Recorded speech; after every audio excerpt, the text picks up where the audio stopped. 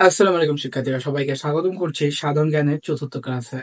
তো এর আগে যে তিনটা ক্লাস দিয়েছিলাম, প্রত্যেকটা ক্লাস হয়তো তোমরা ভালোভাবে করছো, যার ধারাবাহিকতায় আজকে চতুর্থ ক্লাস। এবং চতুর্থ ক্লাসের আজকে টপিক হচ্ছে আমাদের প্রাচীন রাজবংশ। এবং আমাদের প্রাচীনের যত রাজবংশগুলো আছে এই সকলেই A to Z আমরা সবকিছু বিস্তারিতভাবে পড়াশোনা করব। এবং এই ধারাবাহিকতায় আজকে হচ্ছে আমাদের মূল টপিক হচ্ছে মৌর্য বংশ, অর্থাৎ বাংলা বা স্বাধীন বাংলা, সরি, বাংলা উপমহাদেশের প্রথম যে বংশ সেটা হচ্ছে মৌর্য বংশ। তো আজ আমরা এই মৌর্য বংশ সম্পর্কে বিস্তারিত করে যদি বলবো, তো তুমি যদি আমার চ্যানেলে নতুন হয়ে থাকো, আমি আব্দুল মোস্তাকিম, বর্তমানে পড়াশোনা করছি খুলনা বিশ্ববিদ্যালয়ে। তো চলো বেশি কথা না বাড়িয়ে আজকে ভিডিও শুরু করা যাক।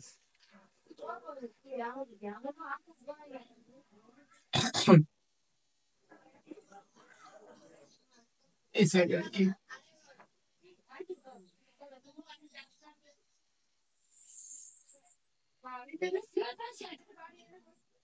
তো মৌর্য বংশ সম্পর্কে যা খুঁটিনাটি আছে সবকিছুই আজকে শুনবো। তো মৌর্য বংশ হচ্ছে ভারত উপমহাদেশের প্রথম সাম্রাজ্য।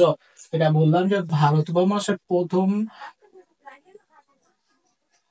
বংশানুক্রমিক মেয়ে, বা তোমার যেটা বলে না, বংশের পরবর্তী শাসকগুলো এসে উপমহাদেশের বংশানুক্রমিক প্রথম সাম্রাজ্য যাদের, এরা হচ্ছে প্রথম সাম্রাজ্য। তারা হচ্ছে কারা? মৌর্য বংশ। এই মৌর্য বংশ সম্পর্কে আর যদি তথ্য চাই, সেটা হচ্ছে কি চন্দ্রগুপ্ত মৌর্য নন্দ বংশকে পরাজিত করে তিনি মৌর্য বংশ প্রতিষ্ঠা করেন। অর্থাৎ মৌর্য বংশের প্রতিষ্ঠা হচ্ছে চন্দ্রগুপ্ত মৌর্য,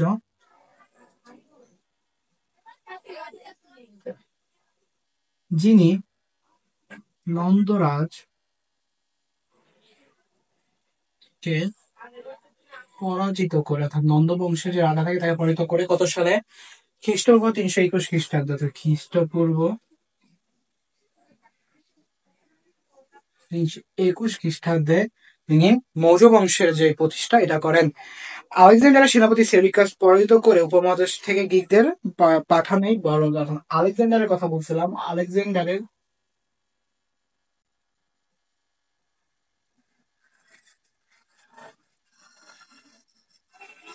সেনাপতি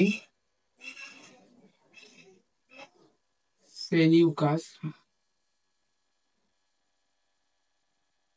কে পরাজিত করে এই আমাদের মৌর্য বংশ। তো এছাড়া আছে যে প্রাচীন ভারতের সর্বভারত তথা বাংলায় রাজ্য স্থাপন করা, অর্থাৎ সমগ্র ভারত একত্রে যে শাসনকারী যে আমাদের বংশ সেটা হচ্ছে মৌর্য বংশ। মৌর্য বংশ সম্পর্কে আরো যদি একটু তথ্য দেখতে চাই, এটা হচ্ছে আমরা এটা জানি যে এদের 321 খ্রিস্টাব্দে হচ্ছে এরা শাসন শুরু করে, 21 খ্রিস্টপূর্বাব্দে, এবং এদের শাসন কার্য শুরু হয় হচ্ছে 185 খ্রিস্টপূর্বাব্দে। অর্থাৎ তারা মোট শাসন করা হচ্ছে 136 বছর। এই 136 বছরে তারা মোট 9টা শাসক দ্বারা তাদের এই যে রাজ্য বিস্তার এটা করে থাকে। এবং এই 9জন শাসক কি হচ্ছে মৌর্য বংশের পরিচালনা করে থাকে। তো যাদের এই 9জন শাসকের নাম জানা যায়, প্রথম হচ্ছে চন্দ্রগুপ্ত মৌর্য,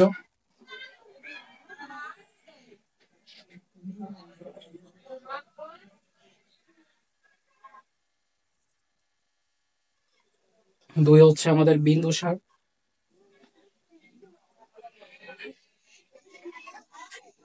তিন হচ্ছে সম্রাট অশোক বা বৌদ্ধ ধর্মের কনস্টাইন খ্যাত সম্রাট অশোক, এনার সম্পর্কে বিস্তারিত আছে। চারে আছে হচ্ছে আমাদের দশরথ, পাঁচে আছে আমাদের সম্প্রতি, ছয়ে আছে আমাদের শালিশু,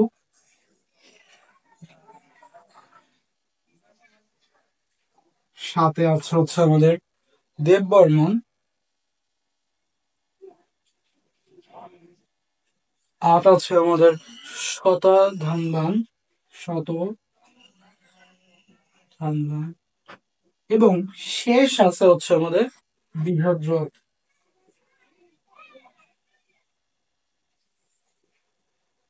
বা বৃহদ্রথা। আচ্ছা, এই হচ্ছে মূল কথাবার্তা যে আমাদের মৌর্য বংশের যে সূচনা সেটা হচ্ছে খ্রিস্টপূর্ব 321 খ্রিস্টাব্দে হয়। খ্রিস্টপূর্ব 321 থেকে 185, যার মতো আমাদের হচ্ছে 136 বছর শাসন করে, এবং 136 বছরের মোট এই 9 জন শাসক শাসন করে, যার শুরু করা হচ্ছে নন্দ রাজ্যিক ধ্বংসের মাধ্যমে হচ্ছে কি চন্দ্রগুপ্ত মৌর্য। এরপর আসে বিন্দুসার, এরপর আছে সম্রাট অশোক, এরপর আসে দশরথ, এরপর আছে সম্পর্ক, এরপর আছে শালীশোক, এরপর আসে চন্দ্রবর্মন, এরপর সরি দেববর্মন, এরপর আছে শতধানবান, এরপর আছে বীরদ্রথ বা বৃহদ্রথা। তো এদের যে ধারাবাহিকতা, এদের ভিতরে ভারতীয় উপমহাদেশের পূর্ব দিকে সিন্ধু ও গাঙ্গেয় সমতল ভূমিতে অবস্থিত মগধকে কেন্দ্র করে এরা হচ্ছে সাম্রাজ্য গড়ে ওঠা। অর্থাৎ যে গাঙ্গেয় বা গঙ্গা নদীর তীর এদের হচ্ছে সাম্রাজ্য, এবং এদের রাজধানী ছিল হচ্ছে পাটালিপুত্র।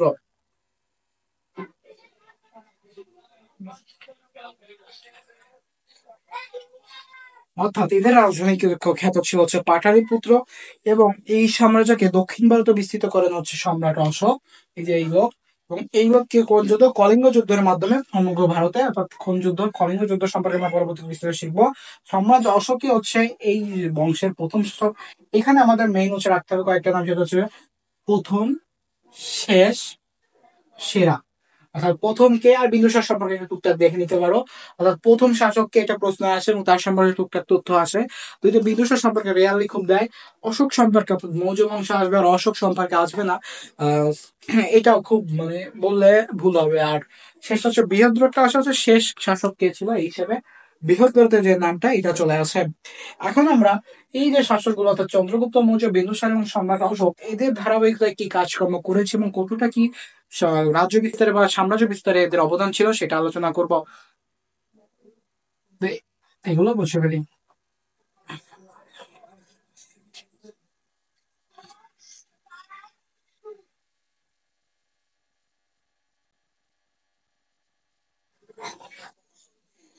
তো আমাদের প্রথম শুরু অর্থাৎ চন্দ্র, এই বংশের যিনি প্রতিষ্ঠাতা তিনি হচ্ছে চন্দ্রগুপ্ত মৌর্য। এবং এই চন্দ্রগুপ্ত মৌর্য সম্পর্কে আমরা এখন টুকটাকি সবকিছু জানবো।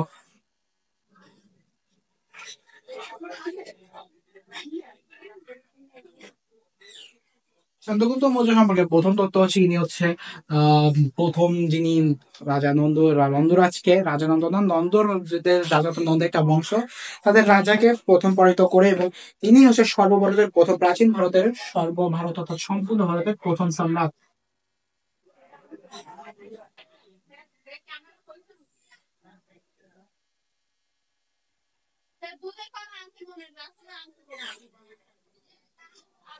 সমগ্র ভারতের প্রথম সম্রাট যেহেতু, এরপরে প্রাচীন যে ভারত তথা বাংলারও প্রথম সম্রাট কিন্তু তাকে আসতেন। যেহেতু সম্পূর্ণ ভারত ভারতের বহির্ভূত বাংলা, তো বাংলারও প্রথম শাসক তিনি ছিলেন।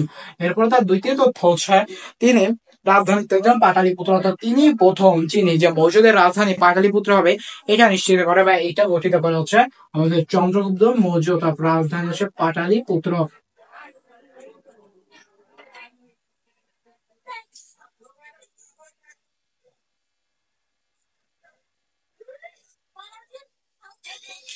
এরপর তিনি আর যেটা করেন সেটা হচ্ছে গ্রিক গ্রিক দূত মেগাসেন গ্রিক সেনাপতি সেলিকাসের পরামর্শে বাংলায় আসেন।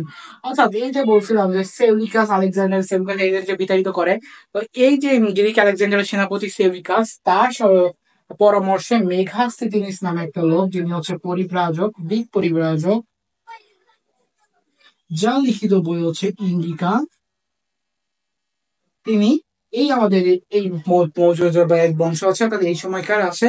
এবং তিনি ভারতবর্ষে এসে তিনি একটা মন্তব্য করে, সেটা হচ্ছে ভারতবর্ষে কোনো দাস প্রথা নেই।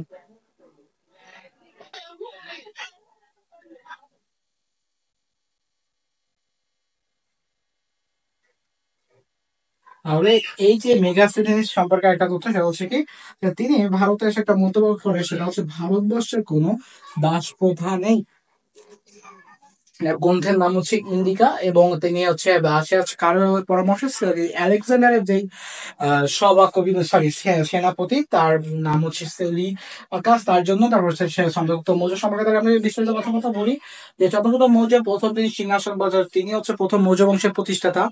তিনি খ্রিস্টপূর্ব 321 খ্রিস্টাব্দে নন্দরাজকে পরাজিত করে তিনি হচ্ছে ক্ষমতায় আহরণ করে, এবং তার পরবর্তী তিনি হচ্ছে এই ধারাবাহিকতার সম্পূর্ণ ভারতের প্রথম এবং তথা বাংলার প্রথম সম্রাট হচ্ছে চন্দ্রগুপ্ত মৌর্য। দ্বিতীয়ত পাটালিপুত্র রাজধানী প্রথম যে গঠিত করে, অর্থাৎ তৎকালীন সর্বপ্রথম রাজ্য গঠনের পর পাটালিপুত্রকে রাজধানী হিসেবে যে গ্রহণ করে তিনি হচ্ছে চন্দ্রগুপ্ত মৌর্য। মেগাস্তিনিস অর্থাৎ আমাদের বললাম যে গ্রিক বীর আলেকজান্ডারের সেনাপতি সেলিউকাসের, তার যেই সেলিউকাসের পরামর্শে মেগাস্তিনিস বা গ্রিক থেকে আসে একজন লোক, সেটা হচ্ছে একটা পরিবার, আমাদের পরিব্রাজক বলা যেতে, বা ভ্রমণ, বা ভ্রমণ করতে আসে, এবং তার নাম হচ্ছে মেগাস্তিনিস, তার লিখিত বইয়ের নাম হচ্ছে ইন্ডিকা।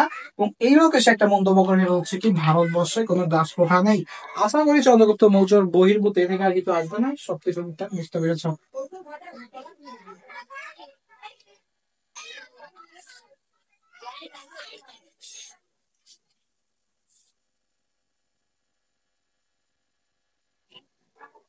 এরপরে যেটা শেষ হয়, সেটা হচ্ছে আমাদের বিন্দুসার।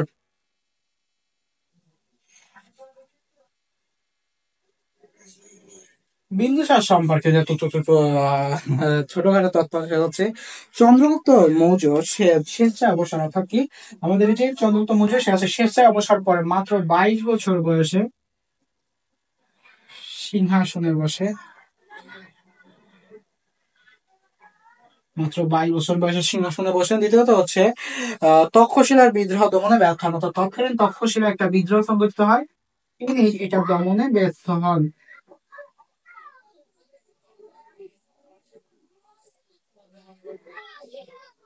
তো এই যে বিন্দুসার সম্পর্কে টুকটাক তথ্য, প্রথম সবথেকে গুরুত্বপূর্ণ হচ্ছে কত বছর বয়সে তিনি সিংহাসনে বসেন, এবং তার কারণ তিনি কি যুদ্ধের মাধ্যমে কোনো ধরনের হানাহানির মাধ্যমে না, তাকে স্বেচ্ছায় সম্রাট, সরি, সম্রাট চন্দ্রগুপ্ত মৌর্য তিনি ক্ষমতা ছেড়ে দেন, যার পরে তার পরবর্তীতে তার সন্তান বিন্দুসার, সে হচ্ছে মাত্র 22 বছর বয়সে সিংহাসনে বসেন। তো সেটা হচ্ছে আমরা এটা চাইলে ক্যালকুলেট করতে পারি যে 299 সালের দিকে হচ্ছে সে, সরি বলে গেল এটা, কারণ তার বয়স না, এটা তো আলাদা। তার যখন বয়স 22 বছর, তখন সে বসে, এটার সাথে ওটা কানেক্ট না, দুঃখিত এটা বলার জন্য। যাই হোক, তো 22 বছর বয়সে তিনি সিংহাসনে বসেন, তক্ষশিলার বিদ্রোহ দমনে তিনি ব্যর্থ হন। এবার আমরা যাব সম্রাট অশোক সম্পর্কে যা কিছু আছে।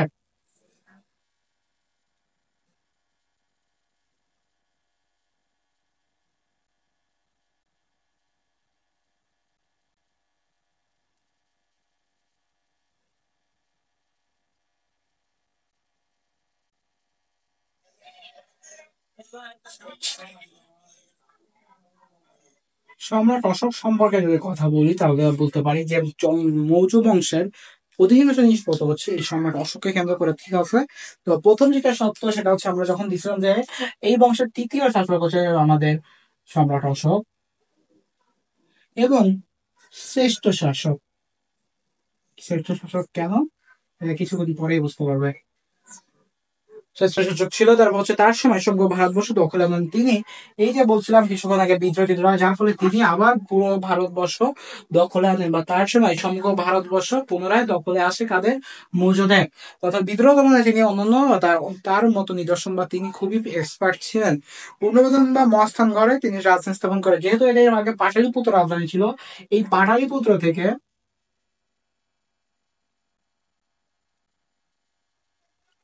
তিনি রাজধানী শিফট করে নিয়ে যাওয়া হচ্ছে পুনর্বর্ধন বা বর্তমান মহাস্থানগড়। তাহলে পুনর্বঙ্গের রাজধানী স্থাপন করার মূল হোতা হচ্ছে কি সম্রাট অশোক। এরপরে আসে উত্তর দিকের যুদ্ধে তিনি ভ্রাতাদের নির্মম ভাবে হত্যা করেন, অর্থাৎ তার যেহেতু ভ্রাতা অধিকাংশ ছিল, তারপরে কে রাজা হবে এর জন্য যখন যুদ্ধ অনুষ্ঠিত হতো, তো এই যুদ্ধে তিনি তার ভ্রাতাদের খুবই নির্মম ভাবে হত্যা করে, যার কারণে তাকে বলা হয়, তাকে চন্দ্রাশোক নামক একটা উপাধি দেওয়া হয়। অর্থাৎ সম্রাট অশোকের অন্যতম উপাধি হচ্ছে চন্দ্রাশোক। চন্দ্রনাথ উপাধি দেওয়া হয় তার হচ্ছে খ্রিস্টপূর্ব 221 61 তিনি হচ্ছে কি, প্রথমত যেহেতু আমাদের বলি যে তারা খ্রিস্টপূর্ব 261 তারা ব- কলিঙ্গ যুদ্ধের একটা ভয়াবহতা, তো কলিঙ্গ যুদ্ধে অলমোস্ট 1 লাখ মানুষ মারা যায়। এই মানুষ মারা যাওয়ার পরে এই সম্রাট অশোকের টনক নড়ে যায়, এবং তিনি তখন বৌদ্ধ ধর্ম গ্রহণ করে।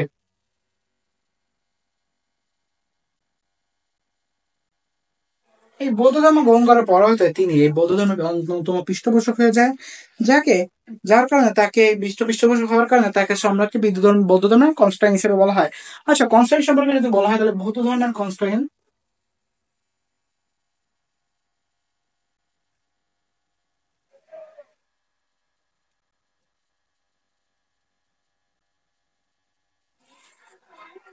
এই বৌদ্ধ ধর্মের কনস্ট্যান্ট খ্যাত যে কথাবার্তা, এই কনস্ট্যান্ট লোকটা ছিল হচ্ছে একজন খ্রিস্টান সম্রাট।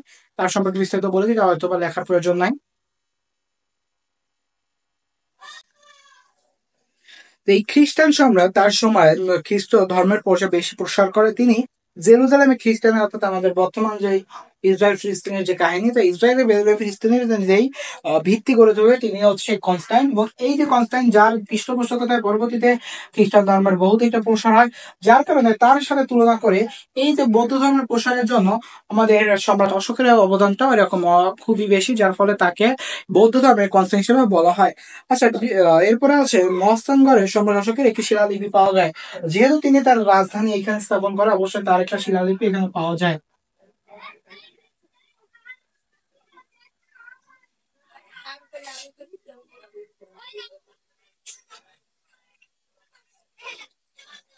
শিলালিপি পাওয়া যায়। এরপরে হচ্ছে কি মধ্যযুগের গুপ্তচরদের বলা হতো সঞ্চারা। তোমরা আরেকটা জিনিস জানো যে তাহলে বুদ্ধ ধর্মের গুপ্তচর স্পাইদের বলা হতো হচ্ছে।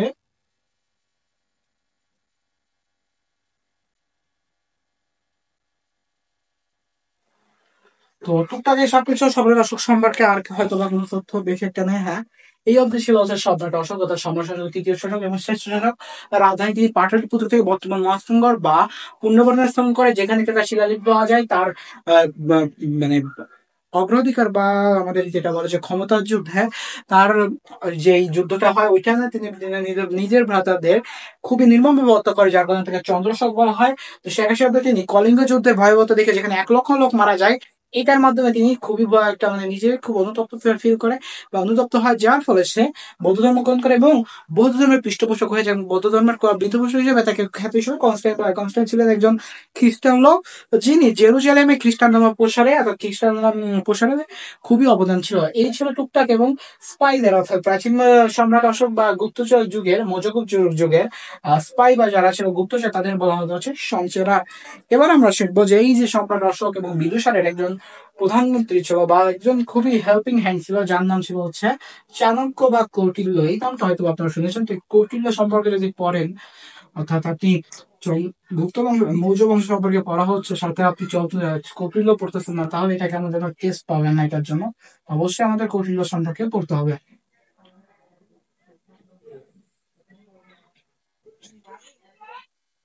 তো কৌটিল্য সম্পর্কে যদি একটু বলি, সেটা হচ্ছে কি লোকটার নাম ছিল চাণক্য।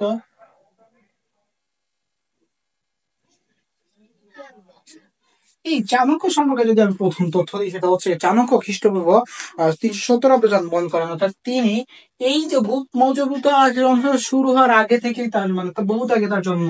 যে তিনি খ্রিস্টপূর্ব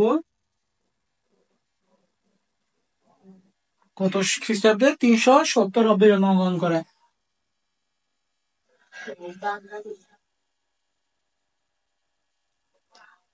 এরপর কি, এরপর হচ্ছে রাষ্ট্রবিজ্ঞান ও অর্থনীতির দিকপাল ছিলেন, অর্থাৎ তাকে রাষ্ট্রবিজ্ঞান ও অর্থনীতি দিকপাল, অর্থাৎ একটা জিনিসকে দিকপাল বলতে বোঝা হচ্ছে আপনি কোনো জিনিসটাকে আপনি একটা সঠিক দিকের দিকে ওইটাকে নিয়ে যাওয়া। তো এই যে তথ্যগুলো বা এই যে দুইটা সাবজেক্ট, অর্থাৎ আমাদের পলিটিক্যাল সায়েন্স এবং হচ্ছে ইকোনমিক্স, এই দুইটা জিনিসের দিকপাল হিসেবে পরিচিত ছিল। ভারতের ম্যাকিভেলি বলা হতো কেন, এই যে রাষ্ট্রবিজ্ঞানে তিনি যেহেতু এক্সপার্ট ছিলেন, তার কারণে তাকে ভারতের ম্যাকিভেলি বলা হতো।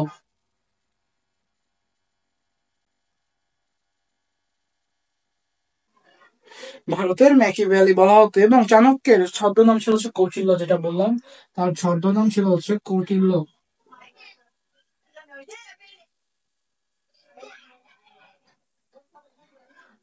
এই কৌটিল্য সম্পর্কে আজ যেটা হচ্ছে তার বিখ্যাত গ্রন্থ হচ্ছে অর্থশাস্ত্র এবং চাণক্য নীতি। অর্থশাস্ত্র বইটা হচ্ছে কুমারখণ্ড। তার কাছে দুইটা বই, এটা হচ্ছে অর্থশাস্ত্র,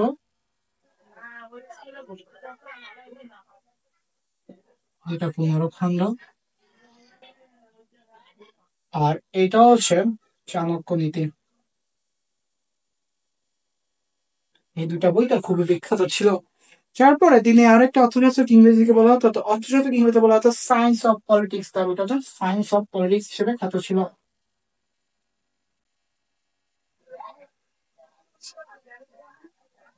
সায়েন্স অফ পলিটিক্স হিসেবে সে খুবই বেশি খ্যাত ছিল। চন্দ্রগুপ্ত মৌর্য বিন্দুসারের প্রধানমন্ত্রী ও উপদেষ্টা ছিলেন। যা বলেছিলাম আমি তাকে লিখবো। তো কার কারো ছিলেন, চন্দ্রগুপ্ত মৌর্য এবং সম্রাট অশোক হয়তো বা বলা হয়েছে, কিন্তু এটা হচ্ছে চন্দ্রগুপ্ত মৌর্য ও বিন্দুসারের প্রধানমন্ত্রী ছিলেন। হয়তো বা কিছু না, হয়তো বা অশোকের ওইটা বলার সময় বলছে অশোকের, আসলে এটা আমার তথ্যের ভুল, আমার জ্ঞানের ভুল, ওইটা হবে অবশ্যই আমাদের চন্দ্র। যেহেতু তার জন্ম এই যে মৌর্য বংশের আগেই হয়েছিল, এটা বিষয় করতেছি, সেহেতু তার অবশ্যই তাকে সম্রাট অশোক অব্দি যাওয়া তার পক্ষে সম্ভব ছিল না। যতই সে ওখানে বাচক, যার কারণে বলা হচ্ছে যে তিনি চন্দ্রগুপ্ত মৌর্য এবং বিন্দুসার অর্থাৎ চতুর্থ মৌর্যের যে সন্তান, তার প্রধানমন্ত্রী বা উপদেষ্টা হিসেবে তিনি তার কার্যক্রম পরিচালিত করেছেন। তার সম্পর্কে যে বললাম, তিনি চন্দ্রগুপ্ত মৌর্য ছিলেন, তাকে কূটনীতি ও অর্থশাস্ত্রের জনক বলা হয়। তাহলে আরেকটা জিনিস, তাকে কোন কারণে জনক বলা হয়?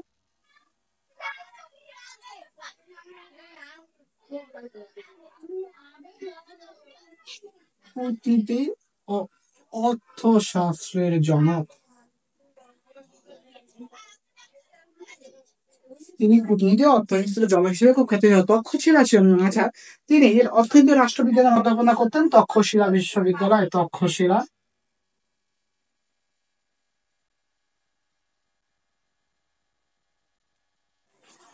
অনেকখানে আছে, তিনি এখানে ছাত্রকে অধ্যয়ন করতেন।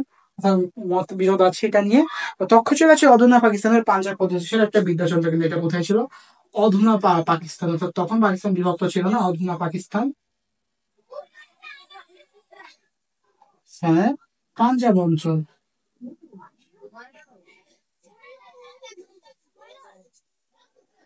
তো এই পাঞ্জাব অঞ্চলে ছিল, কথিত আছে যে নন্দরাজ বংশের রাজা ধনরঞ্জন, অর্থাৎ ধনরঞ্জন খ্যাত হচ্ছে, বলেছিলাম যে আমাদের নন্দরাজের সাথে সাথে এই রাজার নাম ছিল নন্দরাজ ধনরন্দ, যিনি চাণক্যকে অপমানিত করেন, অর্থাৎ এই লোককে অপমান করেন, যার ফলে নন্দ বংশ ধ্বংস করার জন্য তিনি এটা প্রতিজ্ঞা নেন। তারই বুদ্ধির সহায়তায় চন্দ্রগুপ্ত মৌর্য ভারতের সমগ্র সম্রাট, অর্থাৎ তিনি ওই যুদ্ধ অংশগ্রহণ করেন এবং তিনি এই চন্দ্রগুপ্ত মৌর্য প্রতিষ্ঠা করেন। মৃত্যু তিনি খ্রিস্টপূর্ব 283 অব্দে।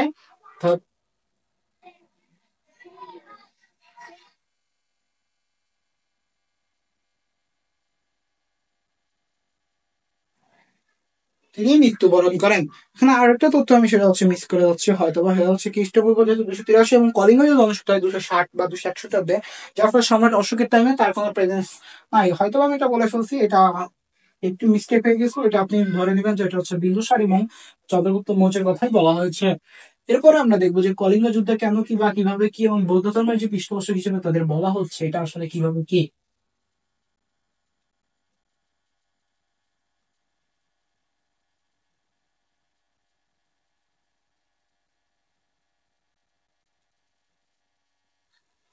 তো কলিঙ্গ যুদ্ধ সম্পর্কে যা তথ্য আছে, হচ্ছে কলিঙ্গ যুদ্ধ জায়গাটি হচ্ছে বর্তমান ভারতের উড়িষ্যার একটি অংশ, অর্থাৎ ভারতের উড়িষ্যার অংশ।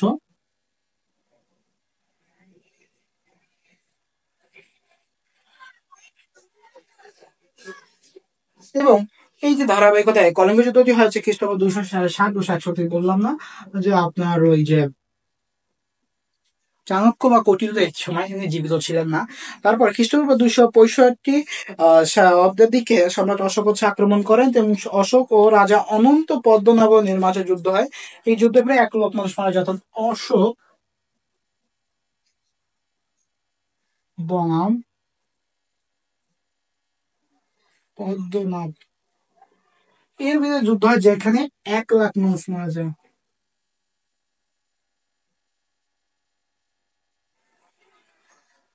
এই 1 লাখ মানুষ মারা যাওয়ার পরে যে আমাদের বললাম যে সম্রাট অশোকের একটু টনক নড়ে, এবং তারপরে তার ভিতরে একটু প্রায়শ্চিত্তের যে আগমন এটা হয়, এবং যার ফলে তিনি হচ্ছে পরবর্তীতে বৌদ্ধ ধর্ম গ্রহণ করেন, বৌদ্ধ ধর্মের পৃষ্ঠপোষক হয়। আচ্ছা, মৌর্যদের পতন হয় কিভাবে? বলছিলাম যে মৌর্যদের শেষ সম্রাট হচ্ছে বৃহদ্রথ, এবং এই বৃহদ্রথের মাধ্যমে কিভাবে তাদের পতন হয় এটা আমরা একটু দেখে নিই।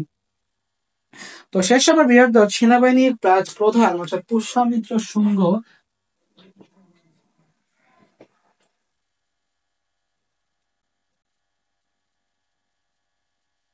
এই পুষ্যমিত্র শুঙ্গ কর্তৃক আক্রমণিত হয়, এবং এই যে আস্তে আস্তে একটা সময় পর বৃহদ্রথ খুব একটা বেশি মানে আপনার কঠোর বা অতটা শক্ত রাজা ছিল না, যার ফলে তাকে খুব সহজেই সেনা অভ্যুত্থানের মাধ্যমে পুষ্যমিত্র শুঙ্গ হচ্ছে তাকে শেষ করে দেয়, এবং এর মাধ্যমে তিনি শুঙ্গ বংশের প্রতিষ্ঠা করেন, অর্থাৎ এখান থেকে শুরু হচ্ছে এই বংশ। তো শুঙ্গ বংশের বিস্তারিত যদি একটু দেখি, সেটা হচ্ছে শুঙ্গ বংশ ব্যাপারে যা বলা আছে, মৌর্যদের পরে পুষ্যমিত্র শুঙ্গ, অর্থাৎ এটার প্রতিষ্ঠাতা হচ্ছে পুষ্যমিত্র শুঙ্গ এই লোক। এরপরে তিনি হচ্ছে রাজধানী, তার রাজধানী থেকে পাটালিপুত্র, অর্থাৎ যখন সম্রাট অশোক এটাকে আবার নিয়ে যায়, অর্থাৎ আপনার পূর্ণ পর্যন্ত ওইটা কিন্তু তাদের পূর্ণ, অর্থাৎ আমাদের যেটা বলে পাটালিপুত্র, এটা কিন্তু তাদের রাজধানী কিন্তু তখন বাদ হয় না, কিন্তু সম্রাট অশোক স্তম্ভের পরবর্তী যে শাসক ছিলেন তারা আবার নিয়ে আসে এই পাটালিপুত্রে। পুত্র যেহেতু তাদের রাজধানী ছিল, তার ধারাবাহিকতায় এবং রাজধানীতে পতঞ্জলির মহাকাব্যভাষ্য এই সময় রচিত, অর্থাৎ পতঞ্জলি একজন লেখক ছিল, তো পতঞ্জলির মহাভাষ্য এই শুঙ্গ বংশের সময়কালে রচিত হয়। এবং শুঙ্গ বংশের পরে আছে হচ্ছে কান বাসুদেব কান খ্যাত একটা লোক, তিনি হচ্ছে কান বংশের প্রতিষ্ঠাতা। তো এখানে লিখে দিই কান বংশ প্রতিষ্ঠাতা হচ্ছে বাসুদেব কান। এইখান থেকে যা যা বলছি এর থেকে বহির্ভূত কিছু আসে না। এরপরে শেষ হচ্ছে আছে আমাদের কুষাণ।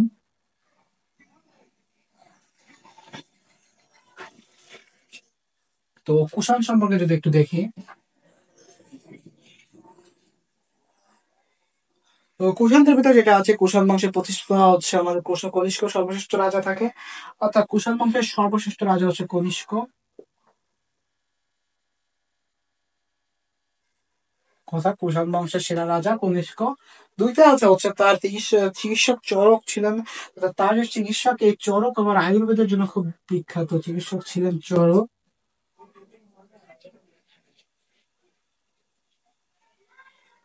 এই চরক ছিলেন আয়ুর্বেদ, যার একটা বই আছে নাম হচ্ছে চরক সংহিতা। বইয়ের নাম ছিল হচ্ছে চরক সংহিতা নামক একটা বই সংকলিত করে। এই যে কুষাণ সাম্রাজ্যে আসলে শ্রেষ্ঠ রাজাকে কনিষ্ক, এবং এই যে আপনার চিকিৎসক এই সম্পর্কে যে চরকের একটা আয়ুর্বেদ খ্যাত, তো তিনি খুবই একটু ভালো আয়ুর্বেদিক ছিলেন, যার একটা আয়ুর্বেদ গ্রন্থ নাম হচ্ছে চরক সংহিতা। তো এই ছিল প্রাচীন রাজবংশের মৌর্য বংশের বিস্তারিত। এরপরে গুপ্ত আসবে, পাল আসবে, সেন আসবে, এরপরে আমাদের অন্যান্য যে শাসন ব্যবস্থা আছে সালতানাত এ টু জেড যা যা আছে সবকিছু আসবে। তো সেসব ওয়েট করতে হবে। এবং আজকে ভিডিও থেকে আমরা অবশ্যই না, আবার যা যা বললাম কোথাও কোনো কিছু কনফিউশন আছে নাকি, শুধু একটা বললাম যে সম্রাট অশোক, ওইটাও হবে না, ওখানে হবে হচ্ছে চন্দ্রগুপ্ত মৌর্য, এবং হচ্ছে তার পরবর্তী অর্থাৎ বিন্দুসারের কথা হবে, যে হচ্ছে আমাদের কৌটিল্যের টাইমে বা কৌটিল্য প্রধানমন্ত্রী ছিলেন, এই দুটো লোকের। আমি তো অশোক বলে ফেলছি, ওটা হচ্ছে হিট অফ দ্য মোমেন্ট হয়ে গেছে। আর কোনো কোনো যদি ভুল থাকে এটা অবশ্যই একটু ধরা দিবা, কারণ মানুষ মাত্রই ভুল, ইজ মর্টাল। তো যাই হোক, তো এই অবধি ছিল আজকে ভিডিও। তো কেমন লাগে সবসময় জানাও। তো দেখা হচ্ছে পরে অবধি, শেষে সুস্থ থাকো, সুন্দর থাকো, পড়াশোনার সাথে থাকো, যা যা ক্লাস আছে সেগুলো ভালো করে করো। আসসালামু আলাইকুম।